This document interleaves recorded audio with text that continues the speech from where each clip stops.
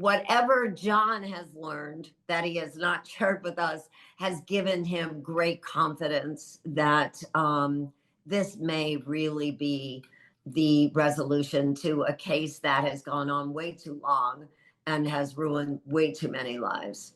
So talk to me about what's going on in your mind right now. Well, today we've learned that there is a new suspect in the yogurt shop murders, that case that is almost, 34 years old. And it's a name that I'm not sure we had ever heard before. He was and I use was because he is now deceased, but he was a serial killer and rapist. He apparently traveled through many states because there were cases in Missouri and Tennessee, and we've heard Kentucky. And then obviously, if in fact he is the one who's responsible for the yogurt shop murders, Texas.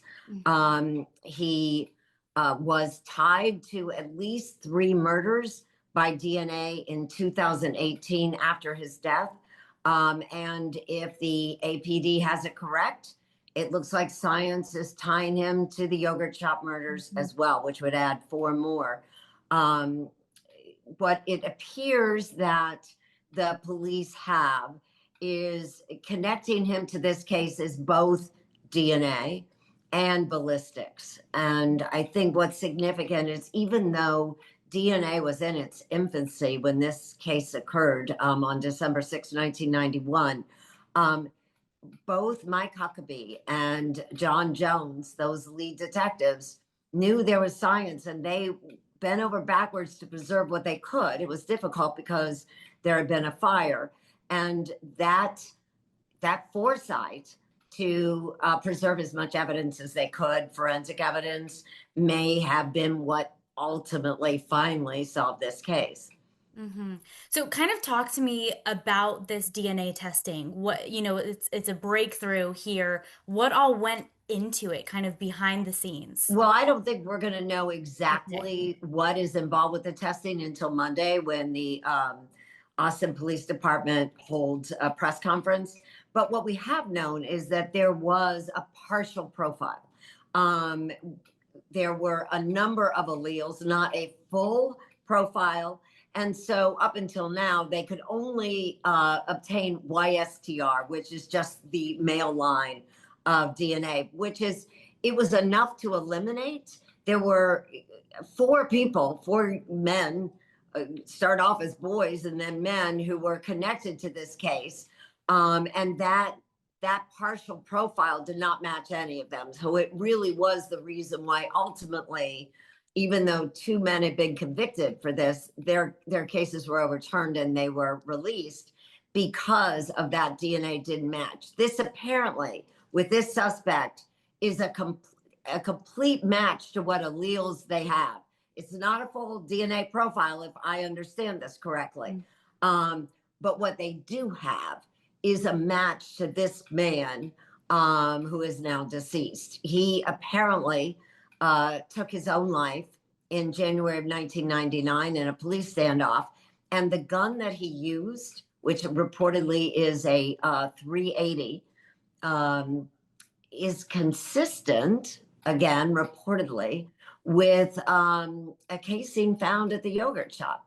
So it appears that this suspect is tied to the case in 2 ways, both with ballistics and with DNA. Yeah, that's crazy. So you've been following this story for more than 3 decades. Can you kind of tell me 1 or 2 things that have stood out to you the most throughout this entire time? Well, it's what the families have gone through has been really, I think, the most poignant part because I was there for a lot of it. You had 4 young men who were picked up and then released. And then 10 years later, they're picked up and there are all kinds of hearings, and 2 are released completely, and then 2 go on trial. So the family goes through the trial, and then the trials are, the convictions are overturned. and then they're going back into court. The families had to go through this over and over again, and they wanted to trust that the Austin police had it correct, but there were a lot of questions. There was no physical evidence that tied any of those four men, and so there were always questions. So imagine what this family over and over went through. So I think that is a major thing that has stayed with me. The other person who I can't get out of my head today is Maria Thomas. Maria Thomas was Eliza Thomas's mother. She's also Sonora Thomas's mother, who was Eliza's younger sister. And Maria died. And, most people will say she died of a broken heart. She was one of the nicest women to interview. She always had this wonderful sense of humor, but behind that sense of humor was a broken heart. And all these families have had this feeling of guilt because every one of them has a story. Well, I was going to pick her up, or why did I let them go that night? And so that's been very difficult.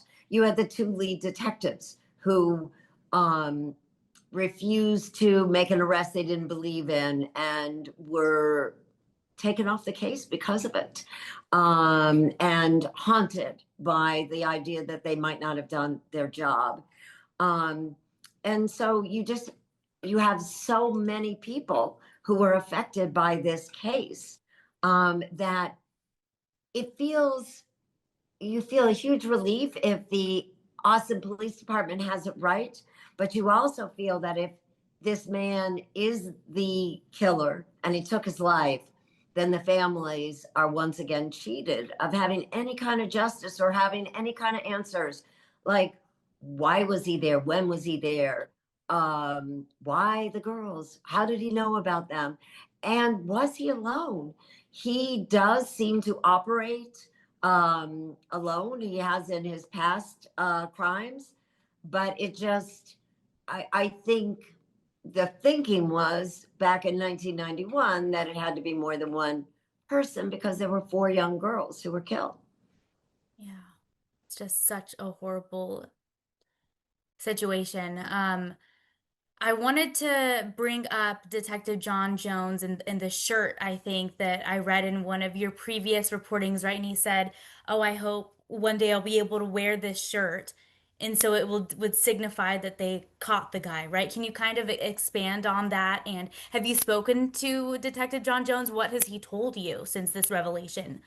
Okay, so I have talked to John Jones, and I heard more confidence in this than I've ever heard him say. I actually said to him, John, I've never heard you talk this way. And he is going to get his striped shirt. He has a green striped shirt that he wore one night. You can see it on the video when he's heading to the yogurt shop. And he promised the families that he would never wear that shirt again until he really believed he had caught the killer. And through all of that, all those arrests and trials, he never wore that shirt.